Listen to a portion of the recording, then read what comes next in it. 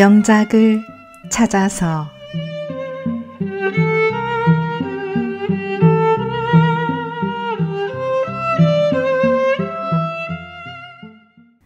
안녕하세요. 책 읽어드리는 들국화입니다. 오늘도 제 채널을 찾아주신 모든 분들께 감사의 말씀을 드립니다. 구독, 좋아요, 알림 설정은 제게 큰 힘이 됩니다. 오늘은 러시아의 양심이라 불리우는 소설가 알렉산드르 솔제니친의 오른손이란 작품으로 여러분들과 함께 해보겠습니다. 솔제니친은 카프카스 지방의 카슬로포드스크에서 1918년 12월 11일에 태어나 2008년 8월 3일 89세의 나이로 타계하였습니다. 로스토프 대학을 졸업 후 제2차 세계대전 때에는 포병 중대장으로 참전하여 공로를 세워 훈장을 받기도 했지만 전쟁 말기에 스탈린을 비난했다는 죄로 체포되어 직위를 박탈당하고 8년형을 언도받았습니다. 그 후 그는 모스크바와 그 근교에서 일하기도 하고 감옥 내의 과학연구소에서 죄수 수학자로 일을 하기도 했는데요. 스탈린 사망 후 11년 만에 자유의 몸이 되어 시민으로서의 명예가 회복되었습니다. 한때는 중학교에서 물리와 수학을 가르치기도 했지만 이내 창작에만 전념했다고 합니다. 1962년 강제 노동수용소의 암흑상을 파헤친 처녀작 이반 데니소비치의 하루로 세계적인 작가로 명성을 떨치게 된 후 계속해서 암병동 제1권 등 소련이 어두운 과거를 폭로하는 소설을 발표하여 1969년에는 작가 동맹에서 제명되어 발표 수단이 끊기기도 했습니다. 하지만 1970년에는 노벨 문학상을 수상하게 되었고요. 그의 소설들은 모두가 자유와 빵의 문제를 다루었는데요. 자유가 극단적으로 제약된 상황이 사람이 사람답게 사는 길을 얼마나 일그러뜨리고 있는가를 주제로 삼고 있습니다. 오늘 읽어드릴 오른손은 그의 수용소 시대를 소재로 한 작품으로서 스탈린 시대의 소련이 인간의 창의적 삶을 얼마나 가로막았는가를 말해주는 소설입니다. 자, 그럼 알렉산드르 솔제니친의 오른손 시작하겠습니다.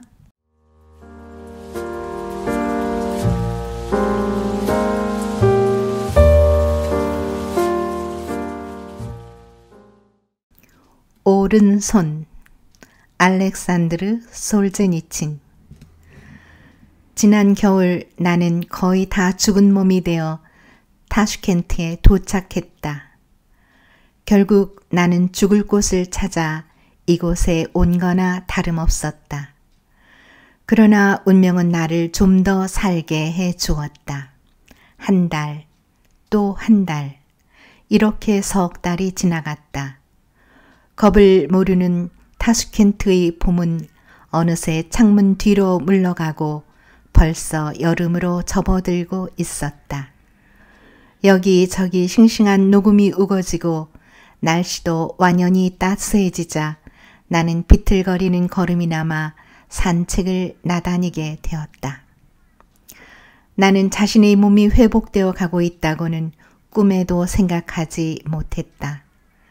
나는 자기에게 추가된 생명의 유예 기간이 몇 해가 아니라 몇 달에 지나지 않는다고 늘 생각하고 있었던 것이다. 나는 의과대학 부속 건물 사이에 나 있는 숲이 무성한 공원의 자갈길과 아스팔트 길을 따라 천천히 걸어 다녔다. 나는 자주 쉬어가지 않으면 안 되었고 때로는 심한 구토 때문에 머리를 낮게 하고 잠시 누워 있어야 했다. 나는 주위의 환자들과는 달랐다. 나는 그들보다 많은 권리를 박탈당하고 있었고 그들보다 많은 침묵을 강요당하고 있었다. 딴 환자들에게는 자주 친척들이 찾아와서 동정의 눈물을 흘리곤 했다. 그들의 근심, 그들의 목적은 단 하나, 어떻게 해서라도 하루속히 병을 완치시키는 데 있었다. 그러나 내게는 병을 완치시킨다는 것이 조금도 자신에게 이로울 것이 없었다. 이 봄에 나를 찾아줄 혈원이라고는 이 세상에 한 사람도 없었다. 게다가 내게는 공민증조차 없었다. 가령 지금 내 몸이 완치된다 하더라도 나는 이 푸르름과 비옥한 땅을 버리고 종신 유용을 받았던 그 광야로 다시 돌아가야 하는 것이다. 거기서 두 주일마다 평점을 매기는 공개 감시가 따르고 사령관도 이젠 나처럼 죽어가는 환자를 더 이상 치료를 위해 후송해 주지도 않을 것이다. 나는 내 주위에 있는 다른 환자들에게 이러한 자초지종을 이야기할 수는 없었다. 또 가령 이야기를 한다 해도 그들은 내 말을 이해해 주지도 못할 것이다. 그러나 그 대신 나는 10년이라는 긴 사색의 경험을 통해서 인생의 진미는 많은 것에서 얻어지는 것이 아니라 아주 사소한 것에서 얻어질 수 있다는 그 불완전한 걸음걸이에서 가슴의 통증을 피하기 위한 조심스러운 호흡 속에서 그리고 어쩌다가 수프 속에서 맞닥뜨리는 얼지 않은 한 알이 감자 속에서 삶의 진미를 되씹고 있었던 것이다. 그리하여 이 봄은 내 생애에 있어서 가장 괴로운 봄인 동시에 가장 황홀한 봄이기도 했다. 이 세 번의 모든 것이 나에게는 오랫동안 망각되었던 것이 아니면 난생 처음 보는 것들이었다. 아이스크림 판매차, 펌프 청소기, 가느다란 빨강무 다발을 파는 아낙네들, 심지어 무너진 담을 넘어 풀밭으로 들어오는 길 잃은 망아지에 이르기까지 모든 것이 내게는 새롭고 흥미로운 것들이었다. 날이 갈수록 산책하는 거리도 조금씩 멀어져서 이젠 멀리 떨어진 공원에까지 산책을 즐기게 되었다.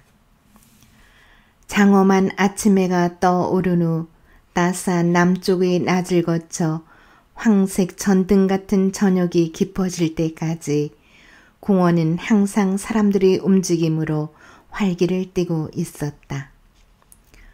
몇 개의 가로수길이 한 곳에 교차되어 정문으로 통하는 곳에 돌처럼 굳은 미소를 머금은 스탈린의 거대한 설화 석고상이 하얗게 빛나고 있었다. 거기서 정문으로 나가는 길가에는 석고상보다 좀 작은 반신상들이 동일한 간격을 두고 띄엄띄엄 나열되어 있었다. 그 다음에는 간이 문방구점이 있고 거기서는 볼펜과 호기심을 끄는 수첩들을 팔고 있었다. 전에는 내게도 수첩이 있었지만 그것으로 인해 엉뚱한 결과를 보게 되면서부터 나는 숫제, 수첩을 가지지 않는 편이 낫다고 결심했던 것이다. 정문 바로 옆에는 과일 가게와 중앙아시아식 다방이 있었다. 줄무늬 환자복을 입은 우리 환자들에게는 다방 출입이 금지되어 있었지만 열린 칸막이를 통해서 바깥에서도 다방 안의 광경을 들여다볼 수 있었다.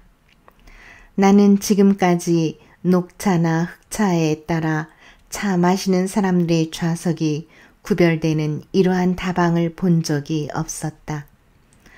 다방 안은 탁자를 갖춘 유럽식 부분과 촘촘히 마룻바닥 위에 앉게 된 우즈베크식 부분으로 나뉘어 있었다. 탁자에 앉은 사람들은 밥비 마시고 먹은 다음에 빈 찻잔 위에 찻값으로 잔돈을 남겨놓고 나가곤 했으나 마루 쪽에는 뜨거운 여름 햇볕을 피하기 위해 쳐두었던 갈대 차양 밑에 돌자리를 깔고 앉아서 몇 시간씩 누워있는 사람도 있고 연거푸 차를 마시면서 마치 기나긴 낮 동안 그들이 할 일이라곤 아무것도 없다는 듯이 한나절씩 주사위 놀이를 하는 사람도 있었다. 환자들도 과일 가게에서는 물건을 살 수 있었으나 내가 가진 유형수의 돈으로는 감히 엄두도 낼 수 없었다. 나는 산더미처럼 쌓인 은행이며 건포도며 싱싱한 버찌들을 부러운 눈으로 바라보기만 하고 그곳을 떠났다. 그 앞에는 높다란 담이 계속되고 환자들에게는 역시 담 밖으로의 출입이 금지되고 있었다. 하루에도 2~3번씩 취주학대의 장례 행진곡이 이 담을 넘어 병원 구내로 흘러 들어오곤 했다. 100만의 인구를 가진 이 도시의 공동묘지가 바로 이 병원 옆에 있었기 때문이다. 느린 장례 행렬이 이 병원 구역을 다 벗어날 때까지 약 10분씩 행진곡이 울려 퍼졌다. 쿵쿵 박자를 맞추는 북소리가 유난히 음울하게 들려왔다. 그러나 일반 군중은 아무도 그 소리에 관심을 돌리지 않았다. 그렇지 않아도 그들의 근심은 너무나도 많았기 때문이다. 건강한 사람은 흘깃 한벗 눈을 주고는 제각기 갈 곳을 찾아 바삐 걸음을 서둘렀다. 그들은 자기에게 무엇이 필요한가를 잘 알고 있었던 것이다. 한편 환자들은 행진곡이 울려 퍼지면 병동 창문에서 얼굴을 내밀거나 걸음을 멈추고서 오랫동안 장송곡에 귀를 기울이는 것이었다. 자신의 병이 눈에 보이게 회복되어 가고 있으며 이제 나도 살아남을 수 있다는 신념이 확고해지자 나는 전보다 더 울적한 심정으로 주위의 모든 것을 관찰하기 시작했다. 이 모든 것을 버리고 떠나기가 아쉬웠던 것이다. 의과대학 운동장에서는 하얀 에이프런을 걸친 사람들이 하얀 테니스공을 주고받고 있었다. 나는 테니스를 무척 하고 싶었으나 아직까지 그런 기회를 가질 수 없었다. 공원에는 가지가 무성한 소담스런 떡갈나무들이 우아한 일본산 아카시아에 그늘을 던지고 서 있었다. 팔각형 분수대에서는 가느다란 은빛 물줄기가 나무 우죽을 향해 시원스럽게 솟구치고 있었다. 그리고 나는 몇 년 만에 처음으로 파릇파릇 윤기 도는 잔디밭의 풀을 보았다. 수용소에서는 풀만 보면 원수처럼 뽑아버리라는 명령이 있었기 때문에 내가 있던 유형지에서는 풀 한 폭이 찾아볼 수 없었던 것이다. 나는 풀밭에 엎드려 따스한 햇볕을 받으면서 평화롭게 풀 냄새를 들이마시는 것만으로도 둥둥 하늘로 떠오르는 듯한 지고의 행복감을 맛볼 수 있었다. 그러나 풀밭에 누워있는 것은 나 혼자만이 아니었다. 의과대학 여학생들이 여기저기 흩어져서 귀여운 목소리로 두툼한 교과서를 따로 암기하기에 여념이 없었다. 재빨리 무슨 말인가를 주고받으면서 구두 시험을 마치고 돌아오는 학생도 있었고 간편한 복장으로 운동복이 든 손 가방을 앞뒤로 흔들면서 실내 체육관으로 가는 여대생도 눈에 띄었다.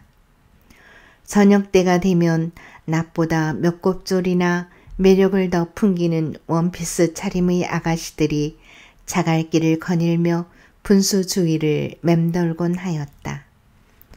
병원의 자갈길과 아스팔트 길에는 젊은 여의사에서부터 간호원, 실험실 조수, 기록계원, 의복관리원, 그리고 환자들을 방문하는 여자 친척에 이르기까지 하루 종일 여자들의 인파가 끊이지 않았다.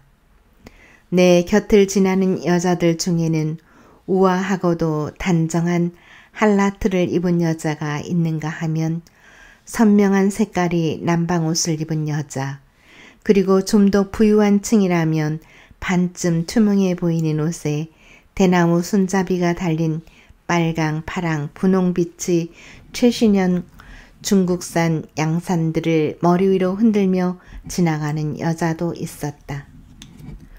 그러나 나는 서글프다. 여윌대로 여인 얼굴, 수용소 특유의 음울한 주름살, 핏기가 가신 잿빛 피부, 게다가 점진적인 병 중독과 약물 중독으로 해서 볼빛마저 시퍼렇게 변해 있었다. 항상 복종하고 도피하는 수용소의 습성이 몸에 배어 있어서 등은 나도 모르게 구부정하게 되어 있었다.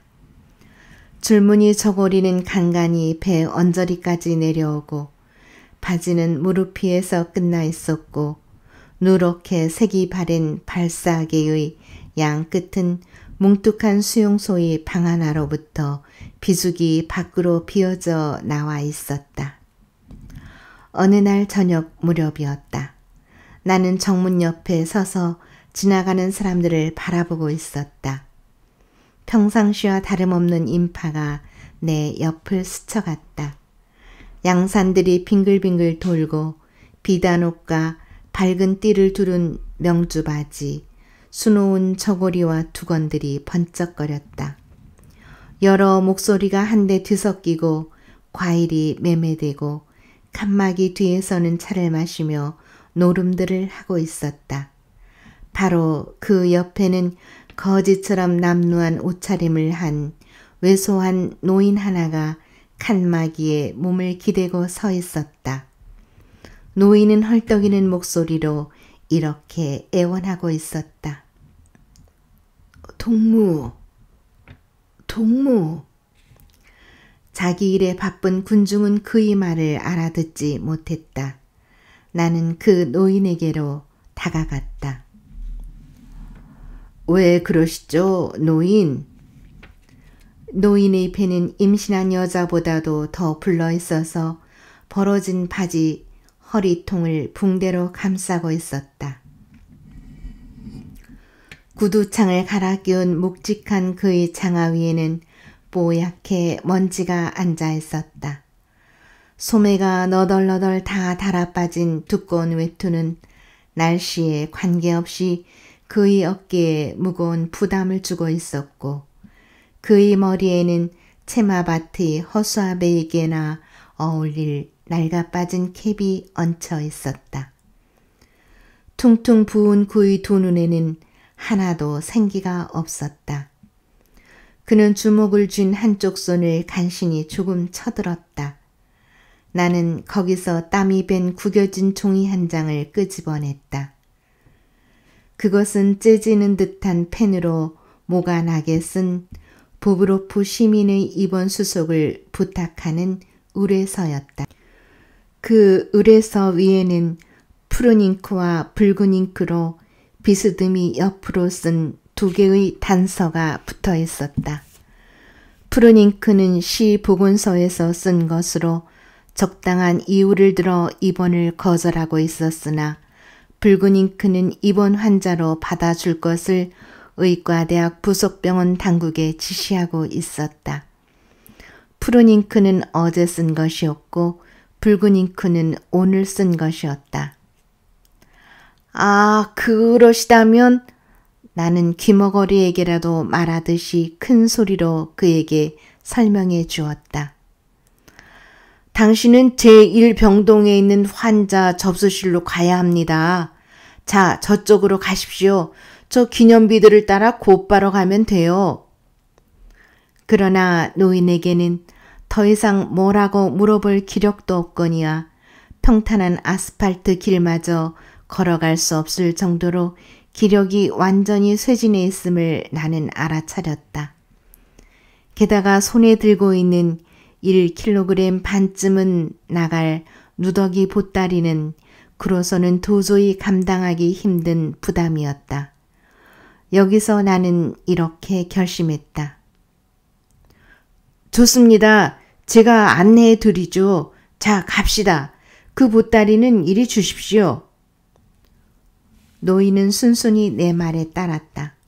그는 안도의 빛을 띠면서 내게 보따리를 맡기고는 내가 부축하는 팔에 몸을 기대고 아스팔트 길에 장화를 끌다시피 하면서 걸었다. 나는 먼지에 바랜 불구죽죽한 외투 너머로 그의 팔꿈치를 붙잡은 채 노인을 이끌어갔다. 복부 팽만에 의한 중력 때문에 노인의 몸은 자꾸 앞으로 기울어졌다. 노인은 가쁘게 숨을 몰아쉬고 있었다. 마침내 우리는 모퉁이를 돌았다. 길가에 벤치가 보였다. 나의 동반자는 좀 쉬었다가 가자고 요청했다.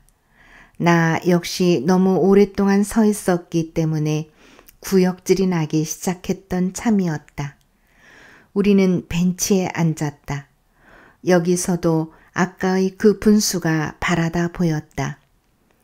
여기까지 오는 동안에도 노인은 몇 마디의 이야기를 내게 들려주었으나 숨이 좀 가라앉자 노인은 다시 자기 말을 계속했다. 그는 우랄 지방으로 가게 되어 있었다. 그래서 그의 여권에도 우랄의 사증이 찍혀 있었는데 바로 그것이 불행의 발단이었다.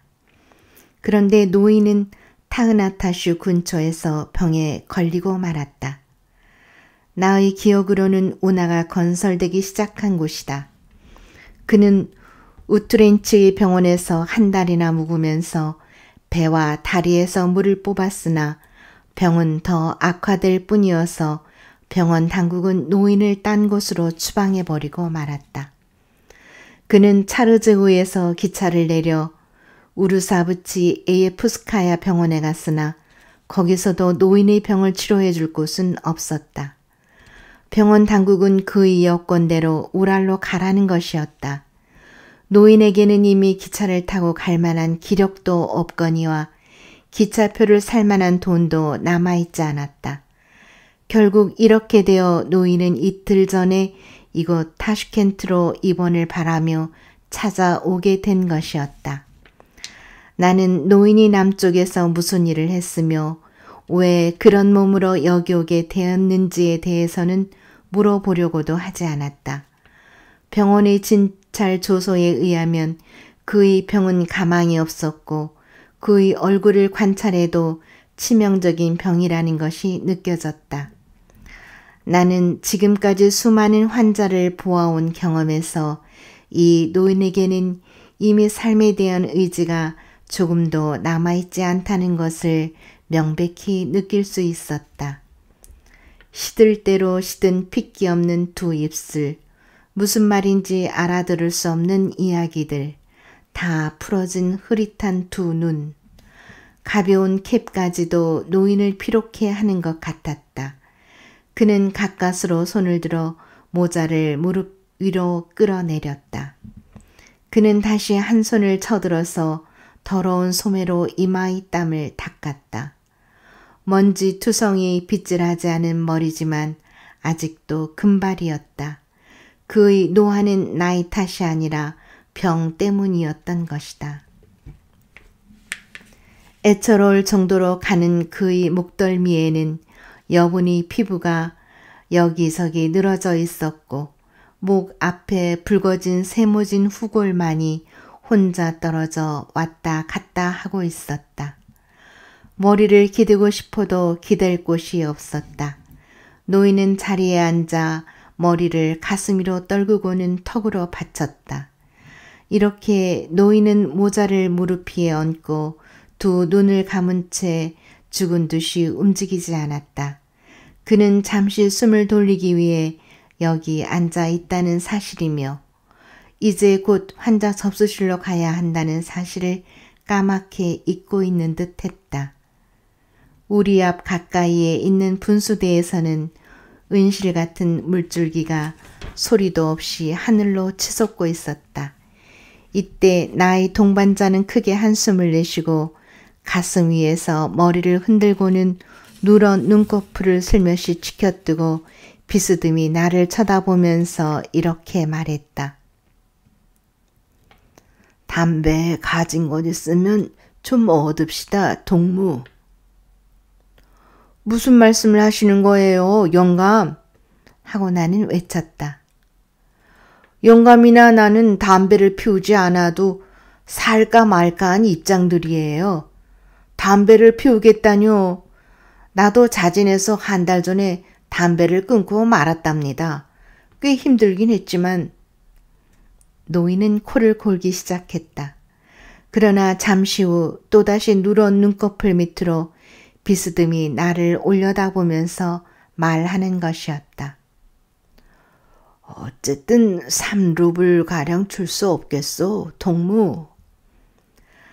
나는 노인에게 돈을 줄 것인지 말 것인지 잠시 생각에 잠겼다.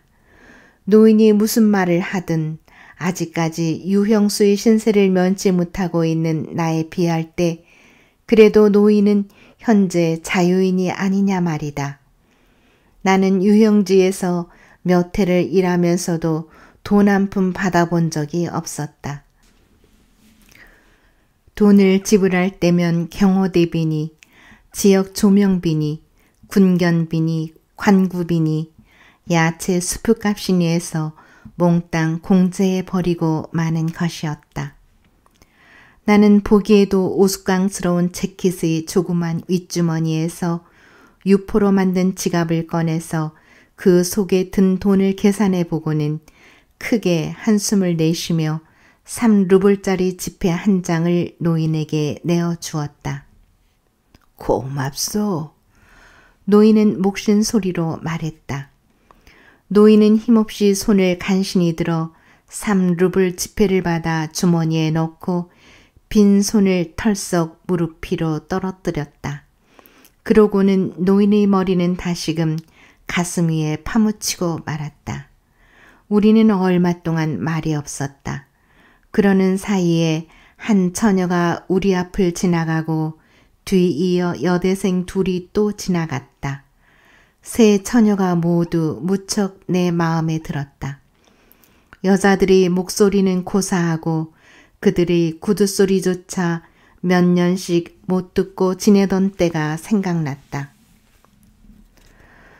노인에게 이번 결정이 내렸다는 건 정말 다행한 일입니다.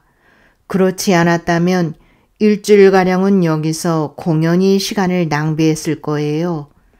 하긴 그것이 보통이죠. 많은 사람들이 그런 일을 당하고 있으니까요. 그러자 노인은 가슴에서 턱을 떼고 내게로 몸을 돌렸다. 그의 두 눈에는 어떤 목적의식이 뚜렷이 반영되고 있었다. 목소리는 떨렸으나 말은 아까보다도 알아듣기 쉬웠다. 젊은이, 거기서 나를 받아들인 건 과거의 공적을 잠작했기 때문일 거요. 난 혁명에 참가했던 노병이란 말이요. 차르츠인 근처에서 세르게이 미노누이치 키로프께서 자진해서 내게 악수를 청했다며 나 알 거요. 그러니 난 의당 개인 응급을 받아야 마땅한 거요. 수염이 텁스룩한 그의 얼굴에서 볼과 입술이 바르르 떨리더니 거만한 미소의 흔적이 떠올랐다. 나는 노인의 누더기 옷을 바라보고 다시 한번 그의 모습을 바라보았다. 그런데 왜 응급을 받지 못하는 거죠? 망할 놈의 세상 때문이지. 노인은 한숨을 크게 내쉬었다. 이젠 아무도 날 인정해주지 않는단 말이오. 어떤 기록문서는 불에 타버리고 또 어떤 것은 잃어버리고 그렇다고 증인들을 부를 수도 없는 노릇이고 세계의 미노누이치도 숙청을 당했으니 말이오. 그때의 증명서를 베껴두지 않았던 게 잘못이었지. 하긴 여기 그때의 증명이 하나 남긴 했지만. 노인은 손가락마다 퉁퉁 부어올라 제대로 말을 듣지 않는 오른손을 호주머니 속으로 쑤셔 넣었다. 그러자 짧은 시간이나마 활기를 띠었던 노인의 이야기는 중단되고 그는 또다시 손과 머리를 떨구고는 죽은 듯이 움직이지 않았다. 벌써 해는 병원 너머로 지고 있었다. 환자 접수실까지는 여기서 100보가량밖에 남아있지 않았다. 그러나 대학병원에서 방을 얻기란 그리 쉬운 일이 아니기 때문에 우린 빨리 서둘러야만 했다. 나는 노인의 어깨를 잡으면서 말했다. 영감, 정신 차리세요. 저기 문이 보입니까? 보이죠? 우선 제가 가서 말해보겠습니다.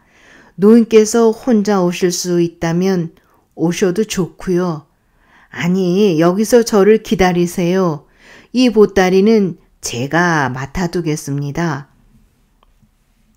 그는 알았다는 듯이 머리를 끄덕였다.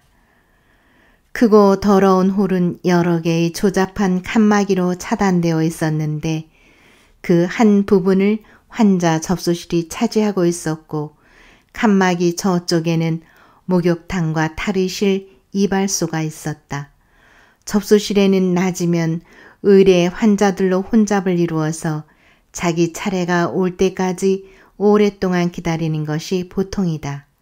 그런데 오늘따라 이상하게도 접수실에는 사람의 그림자 하나 볼 수 없었다. 나는 베니어 판자로 닫힌 조그만 접수구 창문을 두드렸다. 짙은 보랏빛 입술 렌즈를 바르고 납작코를 한 매우 젊은 여사모원이 창구를 열었다. 무슨 용무죠?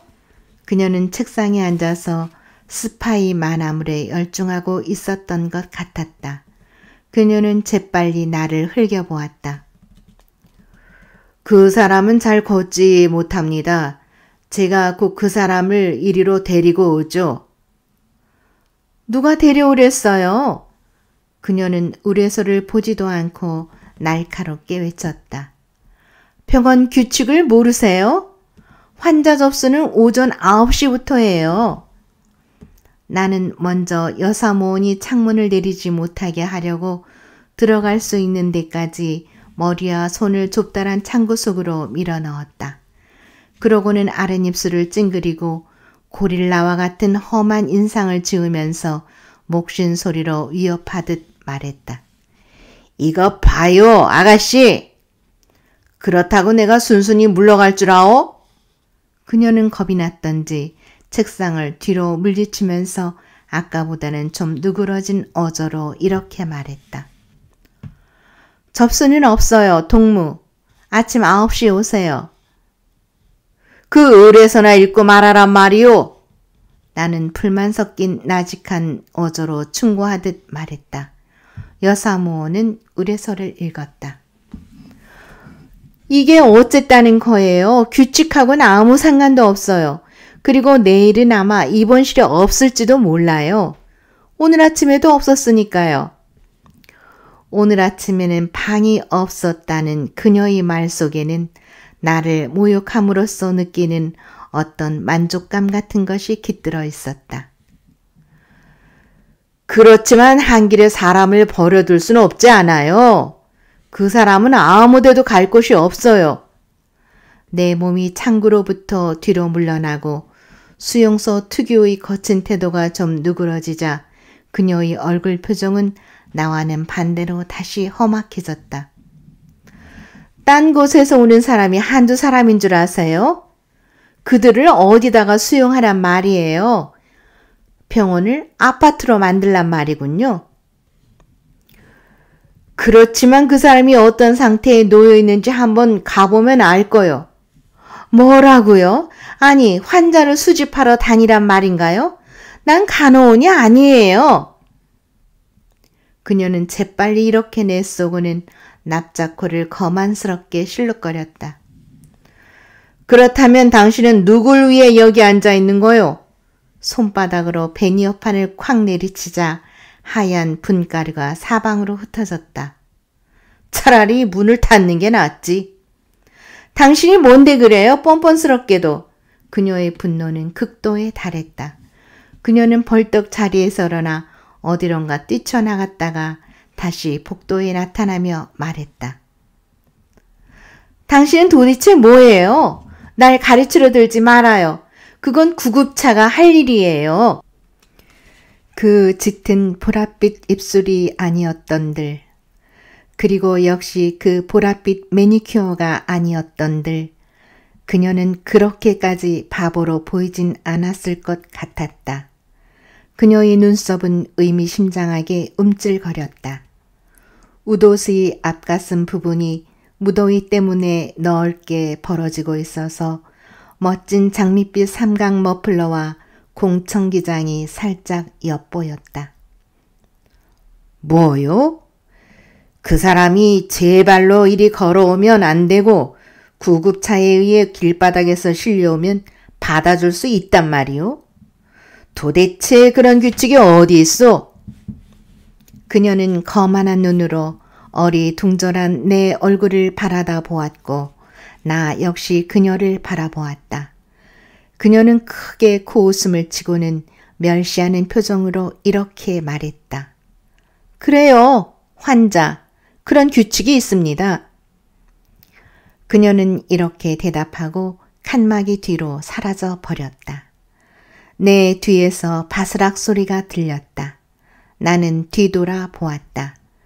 노인은 어느새 거기 와 있었던 것이다. 그는 지금까지 대화를 다 들어 알고 있었다. 노인은 벽을 의지하여 커다란 정원용 벤치로 몸을 옮기면서 힘없이 오른손을 흔들어 보였다. 그 손에는 헐어빠진 종이지갑 하나가 쥐어져 있었다. 자, 이걸. 노인을 부축해서 벤치 위에 앉혔다. 노인은 자기에게 남아있는 유일한 증명서를 종이 지갑에서 꺼내려고 갖은 애를 다 썼으나 손가락들이 말을 안 들어 꺼낼 수가 없었다. 나는 노인에게 낡은 종이를 받아들고 펼쳐 보았다. 종이가 떨어져 나가지 않게 종이를 접은 곳마다 밑을 덧붙이고 있었다. 거기에는 타자기로 친 희미한 글줄들이 다음과 같이 적혀 있었다. 만국의 프롤레타리아트들이여 단결하라. 증명서.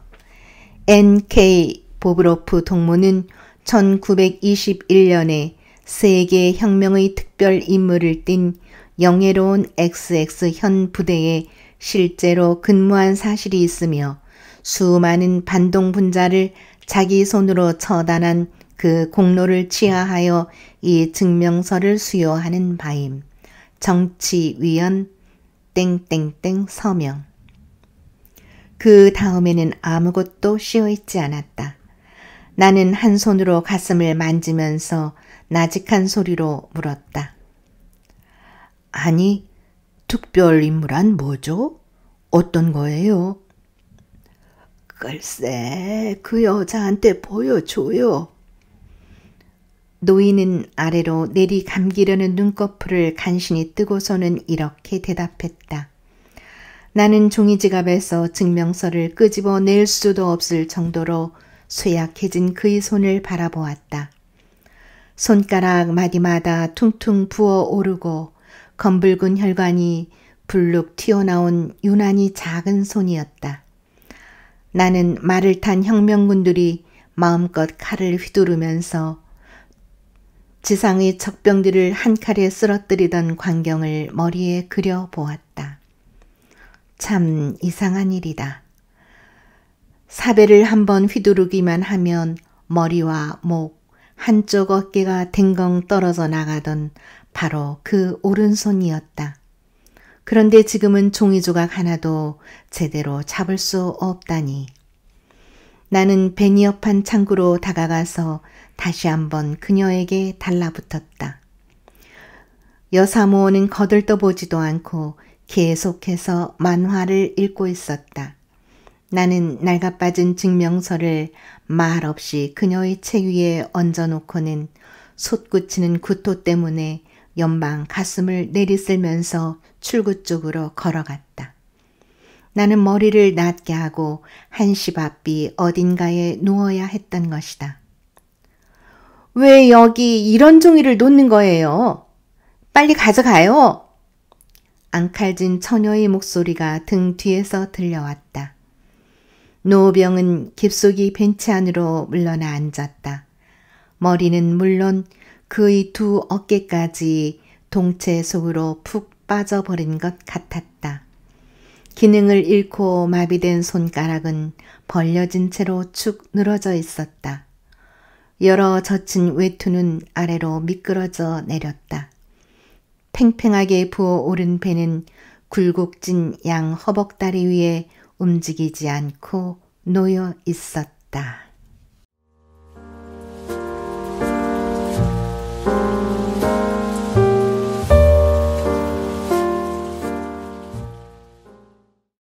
풀밭에 엎드려 따스한 햇볕을 받으면서 평화롭게 풀 냄새를 들이마시는 것만으로도 둥둥 하늘로 떠오르는 듯한 지고의 행복감을 맛볼 수 있었다.